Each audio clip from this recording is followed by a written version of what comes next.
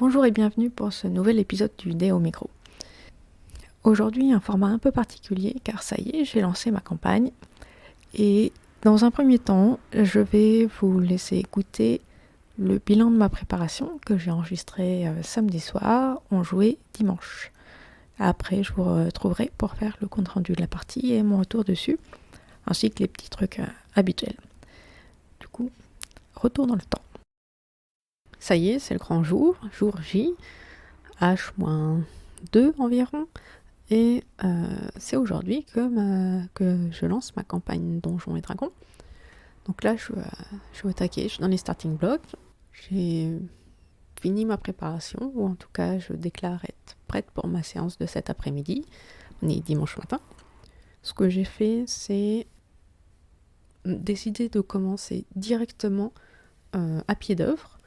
Donc ce sera une medias res, mais pas stricto sensu, c'est-à-dire on va commencer, ce sera le matin du deuxième jour d'exploration, donc quand ils arrivent dans les collines au nord de la zone ou qui sont chargés d'explorer.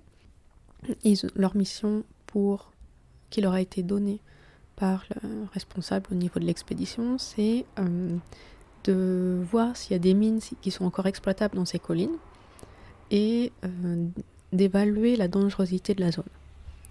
Donc avec ce deuxième objectif qui est un peu plus vague, ça va les encourager à explorer la zone et à se confronter à des choses qui peuvent être différentes ou dangereuses.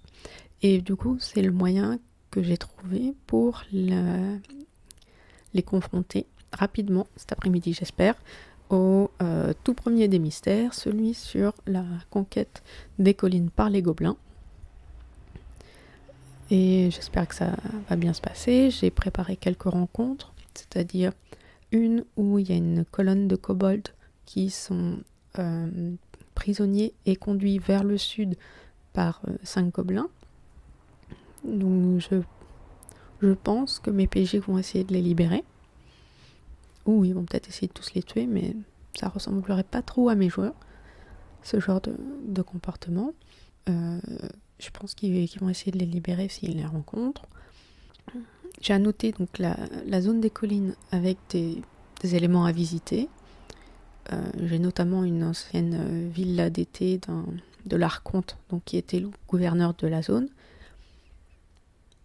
Ça, si jamais ils se dirigent par là, j'ai la carte que j'ai trouvée sur internet pour ce truc-là, mais je ne l'ai pas peuplée. Donc j'espère qu'ils n'iront pas là. On verra bien. Et sinon, je leur ai trouvé une petite mine où il y a des squelettes qui les attendent et une ombre. Je sais pas trop comment je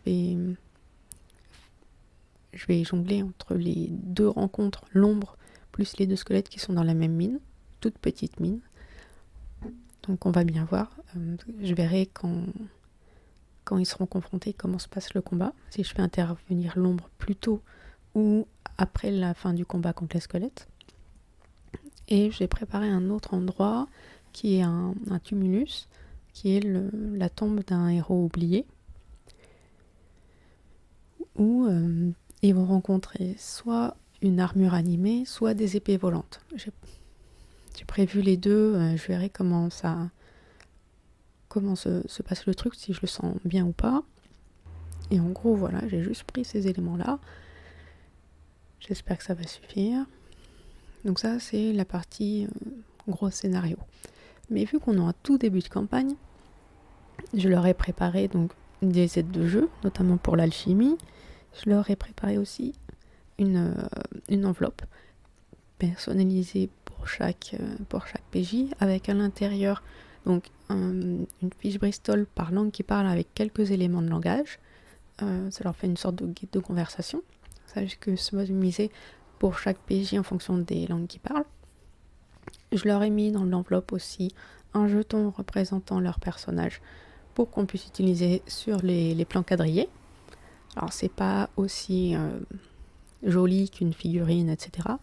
Mais j'ai pas encore réussi à trouver les bons réglages sur mon imprimante 3D pour faire des jolies figurines. Donc pour l'instant, l'impression 3D de jetons, je maîtrise. J'arrive même à créer mes propres jetons. Donc tout le monde a un jeton pour son personnage et on verra avec le temps. Donc qu'est-ce que j'ai mis d'autre? Pour mes persos qui lancent des sorts, je leur ai imprimé aussi des jetons qui correspondent au nombre d'emplacements de sorts qu'ils ont. Donc j'ai 2 jetons de niveau 1 pour chaque lanceur de sorts. Selon les capacités spécifiques de leur classe, il y a certains pour lesquels j'ai imprimé d'autres jetons, notamment pour le Drakeid ensorceleur qui a son souffle. Il a un jeton dragon spécial.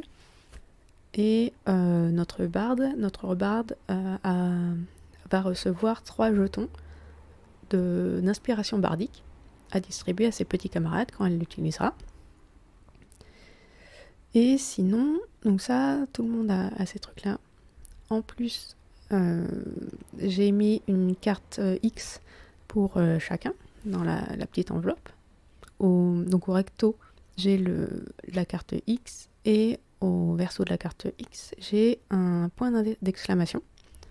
Le point d'exclamation, ça va être pour diminuer l'intensité du drama, s'il le souhaite, alors que la face X, c'est plus pour je suis mal à l'aise dans cette situation, je veux qu'on arrête et qu'on passe à autre chose. Donc j'espère que ça va bien marcher, ça, parce que c'est la première fois que ça va être utilisé à notre table.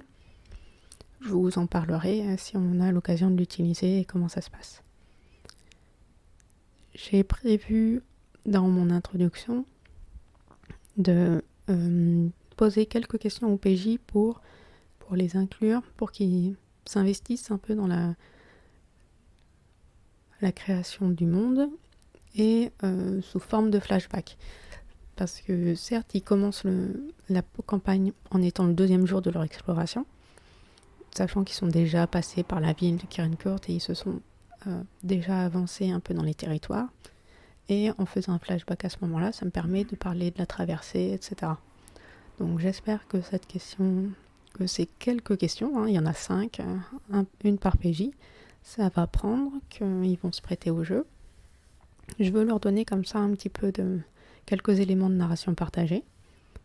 J'espère que ça va prendre. Je me suis inspirée de ça des jeux de l'Apocalypse, notamment le seul que j'ai testé vraiment qui est Night Witches. Iron Sword, j'y ai joué mais en solo, donc ça compte pas tout à fait pareil. Et à Night Witches, ça avait pas marché. Night Witches, c'est un échec à notre table. Il y a plein de raisons pour ça, mais au final, quand on fait ce qui s'est bien passé, ce qui s'est mal passé, c'est plutôt globalement un échec. Alors que le contexte est super bien, mais difficile à mettre en place et à assimiler, et à s'approprier en tout cas. Sinon, pour mon organisation. Alors, j'ai pas mal hésité, j'ai essayé plein d'outils, je vous en ai parlé dans les épisodes précédents. Donc, j'ai paramétré mes rencontres dans Chronica avec le butin qui va bien avec, sachant que j'essaye de mettre des trucs logiques comme trésor à trouver. Je veux leur en donner suffisamment, mais pas tant que ça non plus. Donc c'est un équilibre qu'il va falloir que je trouve. Et je vais utiliser en parallèle de Chronica, pour la phase exploration, le logiciel XKit qui me permet de faire les cartes à hexagone, qui est très bien et super facile à s'en servir. Donc j'espère qu'à la table ce sera pratique. Ça c'est pour tous les éléments du Hexcrawl. Les cases à noter, etc. En complément, j'ai fourni au PJ une carte avec quelques éléments dessinés, mais surtout des hexagones blancs que je vais leur laisser remplir en fonction de leur exploration. Je me suis imprimé aussi un guide MJ de toutes les règles maison que j'ai faites. Alors j'ai pas eu le temps de rajouter 2-3 trucs comme les êtres forgés et les armes à emplacement. Ces parties-là sont pas encore remplies, mais je me suis imprimé ce que j'en avais besoin. Je me suis mise dessus aussi les tables les plus logiques que je vais avoir besoin, genre les tableaux des niveaux et des XP, les difficultés des rencontres, combien ça donne d'XP. Donc ça va être pratique. Je me suis fait aussi un tableau dessus concernant les données des PJ. Donc leur renom, leur perception passive, les langues qu'ils parlent, etc. Afin que je sache d'un coup d'œil sans avoir à leur demander. Donc ça, je pense que ça va m'être utile. J'ai mis dedans aussi toutes les règles d'alchimie. Ça, j'en ai fait une version aussi pour les PJ. J'espère que ça va prendre. Et évidemment, j'avais préparé le journal d'alchimiste que je vais donner aux joueurs alchimistes. Je suis très curieuse de sa réaction. J'espère que ça va bien se passer. Et sinon... Ah oui, les enveloppes. J'ai oublié un truc que j'ai mis dans les enveloppes. Alors pour 2 personnages uniquement, c'est un peu un prototype et j'ai imprimé ça hier. Donc c'est de l'impression 3D. Hier, ça me prenait 2 heures chaque et j'ai pas eu le temps d'en imprimer pour tout le monde. Donc je verrai les retours des 2 PJ qui vont les avoir, si ça leur est pratique, si ça leur sert. Si ça leur sert pas et qu'un autre veut tester, ils se le passeront. Donc c'est une sorte de rectangle et dessus on a des sortes de petits volets avec des lettres. C'est pour suivre ses actions en combat. Donc A pour attaque, M pour mouvement, R pour réaction et B pour de bonus. Et quand dans son combat on a utilisé l'une de ces trucs, on le baisse. Et quand on arrive en situation pour remise à 0, on relève tous les volets et on voit ce qui est disponible ou pas. Ça se présente un peu comme un jeu genre qui est-ce. Vous voyez les sortes de petits volets avec les portraits. Ben voilà, c'est ça. Donc ça, je pense que ça peut être utile. Si j'étais PJ, je pense que ça me serait utile. Mais je voulais que ce soit une surprise. Donc c'est pour ça que j'en ai pas imprimé hier soir, en soirée, ou ce matin. Parce que je veux que ce soit une surprise pour mon mari, qui va en avoir un. Alors c'est pas du favoritisme, même si c'est un peu du favoritisme, mais là non. Je me suis dit que les 2 persos sur les 5 qui sont pas lanceurs de sorts, ben, ils n'ont pas les jetons de lanceurs de sorts, et du coup les enveloppes étaient un peu vides. Donc pour ces 2 persos-là, j'ai mis cette gestion des actions. Et lorsque j'aurai un peu de temps, j'imprimerai pour les autres si ça les intéresse. Je crois que j'ai tout dit. J'espère que ça va bien se passer. Je déclare être prête, ce qui est assez rare, parce que je me souviens qu'à la campagne Trône de Fer, la première séance, j'ai prévu le scénario dans le RER qui m'y amenait. Donc là, c'est pas le cas. J'ai fait ça la veille. J'ai gagné 24 heures. Et ce matin, c'était pas trop stressant, parce que j'avais quelques trucs à prévoir, mais je m'en suis sortie dans les temps que je voulais, donc voilà. Et j'ai vérifié ma checklist des points à emmener, qui a 27 items, et j'ai tout validé, tout est bien rangé dans mon sac, qui va être un chouïa lourd, mais c'est pas grave. Et du coup, voilà, je suis prête à partir.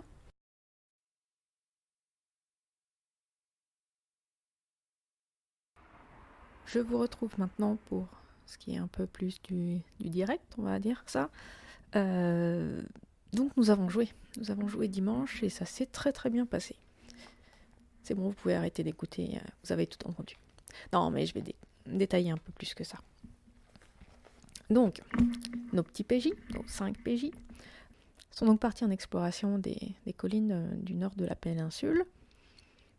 Donc j'avais prévu quelques rencontres et aussi l'introduction au fameux mystère dont je vous rabats les oreilles depuis le premier épisode. Et notamment le mystère sur les gobelins. Aux gobelins qui envahissent les collines pour asseoir leur pouvoir et qui profitent de la disparition des géants qui sont partis ailleurs et qui font partie d'un autre mystère. Alors, les PJ ont bien accroché au système d'exploration via la map avec les hexagones. C'était un des points que j'étais pas sûre parce que c'est un peu marqué temporellement, on va dire ça, dans la pratique du jeu de rôle, même si avec le mouvement OSR, ça revient un peu à la mode. Mais mes PJ ne se tiennent pas au courant des modes de jeu de rôle, donc pour moi c'est une bonne chose. Ils étaient vraiment prêts à faire de l'exploration et du coup ça a coulé de source et c'était vachement bien. J'avais prévu quelques trucs sur la zone, mais clairement j'en avais pas prévu assez. Et j'en ai bougé certains pour être sûr qu'ils aient des rencontres sympas. Donc c'est pas tout à fait du X-Scroll, c'est du X-Scroll scénarisé, on va dire ça comme ça. Donc j'avais préparé un cairn, un tumulus, un tombeau d'un héros. À l'intérieur, ils ont combattu une armure animée, puis dans la pièce d'à côté, 2 épées volantes. Je pensais que ce serait super dur les combats contre l'armure animée et que ça allait frôler la mort, etc. Et ils s'en sont vachement bien sortis. C'est pour ça que j'ai casé derrière les épées, parce que à l'origine j'avais prévu faire l'un ou l'autre en fonction de comment je sentais la partie. Et en fait j'ai mis l'un et l'autre, pas dans le même combat mais juste après. Et ils s'en sont vachement bien sortis. Donc j'ai eu l'impression que les combats étaient un peu pas aussi serrés que je l'avais espéré. Sinon, ils ont rencontré une colonne de prisonniers kobolds, encadrés par des gobelins qui les emmènent vers le sud. Et là, pareil, le combat, c'était pas une promenade, mais ils n'ont pas beaucoup tremblé. Même s'il y a un PJ qui a frôlé à 2 points de vie d'arriver à 0, mais sinon, c'était pas si serré que ça. Par contre, un truc qui m'a à la fois bien plu et un peu surprise, c'est que donc dans le tumulus, dans le tombeau, ils n'ont pas ouvert le sarcophage. Ils voulaient pas risquer de tomber sur quelque chose qu'ils n'avaient pas prévu. Bon, du coup, ils n'ont pas eu de loot, parce que la pièce était vide, à l'exception des trucs qui sont à l'intérieur du sarcophage. Donc, si un jour ils ouvrent, ils auront le butin, sinon tant pis. Dans ma description, j'ai expliqué que les murs, un peu à la façon des tombeaux égyptiens, étaient couverts en l'occurrence là de cuivre, de plaques de cuivre ouvragées et gravées d'inscriptions en runes à propos du défunt en l'occurrence, qui vante ses exploits, etc.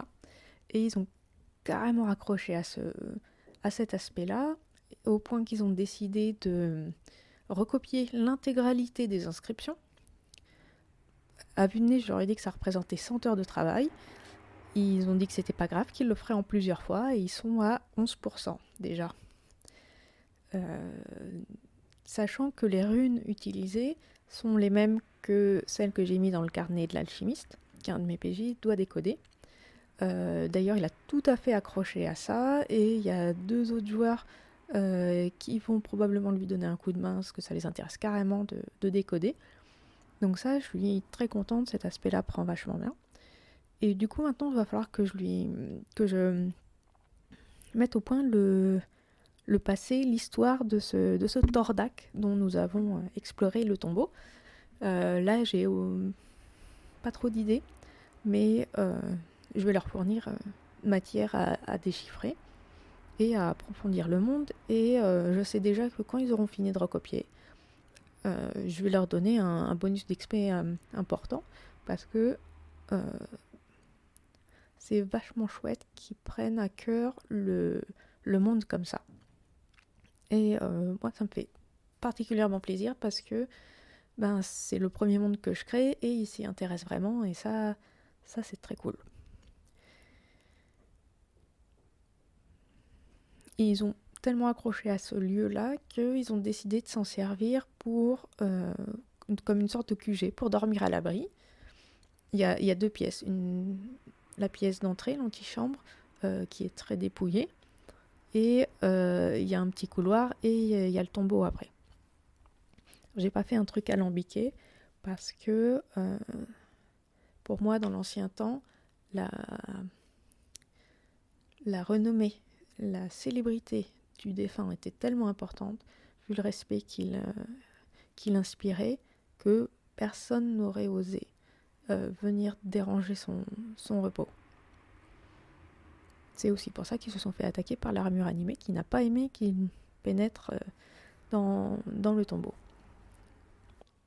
Au vu de comment s'est passée donc la partie MJ de la partie qu'on a jouée, le côté MJ, je suis pas tout à fait satisfaite par ma structure en mystère. Je pense que ça marcherait mieux si c'était mettons, des enquêtes policières ou dans un lieu assez clos.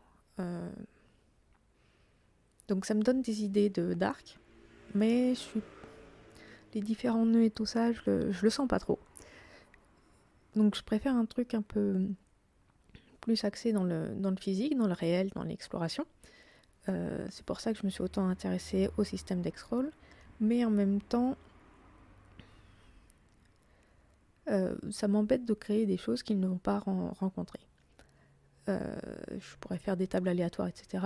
Va falloir probablement que j'en fasse une ou deux. Ça pourrait m'aider, mais j'ai pas envie de faire un X-Roll où j'annote tout, etc. Donc je vais essayer de trouver un point médian qui dépendra quand même des actions des PJ. Et je vais essayer de caser des trucs pour approfondir l'histoire du monde et aussi mettre du drama, etc. C'est pour ça que je vais réfléchir aux conséquences du combat qu'ils ont eu contre les gobelins. Et donc ils encadrent une colonne de prisonniers kobolds qui se sont détachés pendant le combat et qui ont fui. Là, je pense que les kobolds vont se venger contre les gobelins. Ça va être la guerre sanglante, là, c'est clair. Les gobelins vont probablement mal prendre que les aventuriers aient tué leurs petits camarades. Donc peut-être qu'ils vont penser qu'ils ont choisi leur camp.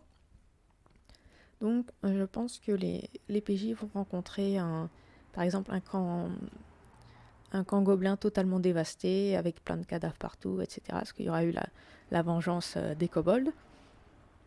Et en fait, je me vois passer plus de temps sur cet arc narratif-là que ce que j'avais imaginé. Je me disais ça allait être assez court, et puis après on passerait vers le truc plus intéressant, le truc des géants, etc. avec des combats contre des monstres vraiment chouettes. Et en fait, l'aspect un peu politico-conquête, j'aime bien, et du coup on va peut-être passer plus de temps sur cet arc narratif que ce que j'avais anticipé. Je pense que je vais utiliser Legend Keeper presque autant que ce que j'avais imaginé au début. Parce que je passais par plusieurs phases sur est-ce que je mets tout en dématérialisé ou tout en papier, etc. Est-ce que je fais un mix des deux? Qu'est-ce qui va être pratique à utiliser en partie? Alors définitivement Legend Keeper c'est vachement pratique. Le fait que j'ai mis les stats des monstres dans un endroit très facile à trouver dans le wiki, ça c'était très pratique. J'avais fait des articles avec un résumé des caractéristiques des monstres et je m'en suis pas servi. À chaque fois, je suis allée vers la version détaillée de la fiche des monstres. J'avais fait un lien tout simple vers le site AidDD où il y a les blocs de stats des monstres. J'ai pas sorti mon manuel des monstres de mon sac parce que j'avais fait ce repérage avant et c'était très pratique plutôt que d'avoir un autre bouquin sur les genoux. Donc ça, vraiment, tout ce qui est la partie X-Roll et tout ça, les Legend Keepers, ça marche vachement bien. Surtout que quand j'ai décidé de bouger des trucs, je bougeais juste mes petites icônes sur la carte et tant pis pour le dessin de la carte qui était enregistré en dessous. Donc je vais devoir refaire mes cartes hexagonales. C'est pas un souci, ça ira assez vite. Sinon, pour les combats, j'ai demandé à une des joueuses de gérer les initiatives, les ordres de combat. Quand je dis lancer les jets d'initiative, tout le monde donne les scores. Je donne les scores des PNJ et elle s'occupe de dire c'est à toi, machin, attention, prépare-toi, bidule, c'est toi qui es après, etc. Et ça m'enlève de la gestion et c'est très appréciable. Et en plus, ce qu'elle a dit à la fin qui était très juste, elle a bien aimé s'en occuper parce que les combats c'est pas trop sa tasse de thé et du coup là ça l'obligeait à faire attention à l'action et elle a bien aimé gérer l'initiative, donc là je pense que c'est un bon choix, ça va être chouette. Moi je me suis simplement occupée de gérer les points de vie des PNJ. Pour ça j'ai utilisé une des fonctions sur Chronica, sur la fonction sur les combats. avec les petites stats des PNJ et des monstres. Donc ça marchait plutôt bien. Donc je pense que je vais continuer. Faut juste que je paramètre à l'avance mes monstres et leurs stats dans l'application. Ça prend pas très longtemps, mais il faut le faire. Donc ça, il faut que je m'y prépare à l'avance. Je vais probablement essayer de me faire une liste des rencontres possibles sur la zone, rentrer dès maintenant les stats des différentes entités pour que ce soit facile à mener. Et si jamais je dois changer, genre rajouter un monstre, en enlever un, etc., je pourrais déjà piocher dans ma liste que j'ai faite et ça sera pratique. Sinon, un truc qu'ils ont bien aimé, que je suis contente d'avoir fait, c'est les petites enveloppes avec les différents jetons, etc. Je trouvais ça cool de leur faire un petit paquet cadeau pour fêter le début de la campagne et ils étaient bien contents, donc ça me plaît bien, je suis contente de l'avoir fait. Contente que ça ait marché. Les questions en début de partie pour approfondir un peu les liens entre les personnages, ça a très bien fonctionné. Donc ça montre qu'ils sont attentifs et réactifs et ouverts à la narration partagée. Donc je pense que je vais essayer d'en mettre comme ça par petites touches. Et à la fin, je leur ai demandé donc à chaud de dire ce qu'ils avaient aimé sur la partie. Et je leur ai demandé à froid de me faire un retour donc personnel sur ce qu'ils ont regretté ou qu'ils auraient aimé que ça se passe autrement, ou que le négatif vienne à froid et que le positif vienne à chaud. Parce que comme ça, on quitte tous la partie sur une note positive. Et après avoir réfléchi à la partie, pouvoir faire un peu le bilan et mettre plus facilement le doigt sur un truc qui aura gêné l'un ou l'autre. Donc ça, je vais voir. J'ai pas encore eu de retour. On est mardi. J'espère qu'ils vont se prendre au jeu. Sinon, c'est pas grave. Je leur dirai à nouveau la prochaine fois. On joue dans 15 jours, donc faut pas trop que je traîne sur mes mises à jour. Et aussi, donc j'ai réexpliqué la carte X et comment s'en servir, etc. Et son autre face, la carte point d'exclamation pour la diminution de la tension du drama. Et c'est la première fois que nous mettons en place ce genre de système. J'espère que ça va bien se passer. Personne n'était contre. Tout le monde a écouté avec attention quand j'ai expliqué. Donc je vais considérer que tout le monde est partant. Donc voilà, donc c'était mon petit compte rendu de la partie, du très positif et des idées et des envies pour la suite.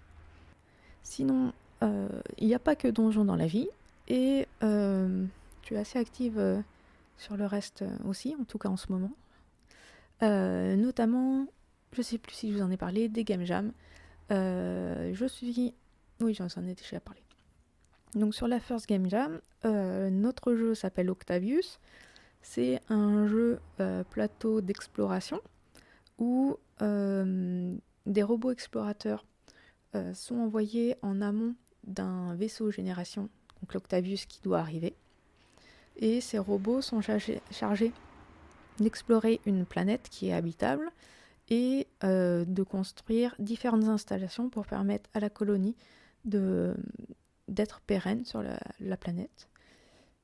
Et donc le but va être d'accumuler toutes les ressources nécessaires pour que les colons puissent prospérer sur cette planète. Donc la fin de la Game Jam, c'est ce week-end, donc on va passer, je pense, à la rédaction. Et il va falloir qu'on place un test avant de rendre le texte final. Là, on est en phase d'équilibrage. Ça se joue avec un jeu de tarot. Un seul jeu de tarot pour toute la table. Et ça peut se jouer en solo ou en coop. En full coop, il n'y a pas de tours de joueurs bien définis. C'est des tours de jeu qui font avancer la chronologie. Sinon, je me suis lancée aussi dans une autre game jam qui vient de commencer, qui s'appelle la Tabletop Collaboration Jam. Donc c'est pour créer des jeux de plateau, des jeux de rôle, ce genre de jeux analogiques en collaboration. Et j'ai trouvé un partenaire pour mettre au point un truc. Alors c'est encore très flou dans ma tête, mais ce serait un système pour une sorte de système legacy de jouer sur le long terme, que ça puisse être sur plusieurs siècles, avec des liens entre les campagnes, et qu'on puisse aussi jouer à des niveaux de zoom différents. Par exemple, on pourrait jouer au niveau d'individu, mais on pourrait jouer au niveau de faction ou même de divinité. Et je voudrais aussi des éléments de world building. Ça se jouera probablement avec un tarot, probablement un tarot de Marseille, pour tout l'aspect thématique des atouts. Donc voilà, donc c'est très flou. Je vais probablement vous en reparler. Il faut que je cogite et que je vois avec mon partenaire ce qu'on va faire. Sinon, en passant un peu de temps sur Drive Software RPG, j'ai cliqué sur un des liens qui m'emmenait vers Astral.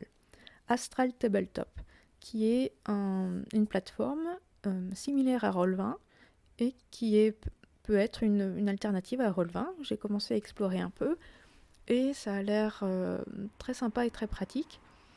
Je cherche notamment une plateforme pour jouer en ligne, en virtuel, à Tachyon Squadron, des pilotes dans un space opéra, motorisé par Fate. Et Fate a un super avantage, mais qui peut être un inconvénient quand on est sur des plateformes comme ça, c'est qu'il est très modulable au niveau des règles.